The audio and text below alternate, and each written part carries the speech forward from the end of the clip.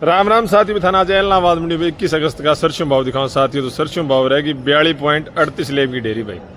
सरसों भाई खास मंदी तेजी देखने को नहीं मिली भाई साथियों। भाई भाव काल वाला सही भाव है और वीडियो दब के शेयर कर दिए भाई। ले भी साथियों 42.38 लेब की डेयरी भाई। ले भी 3650 रुपये ले प्लस।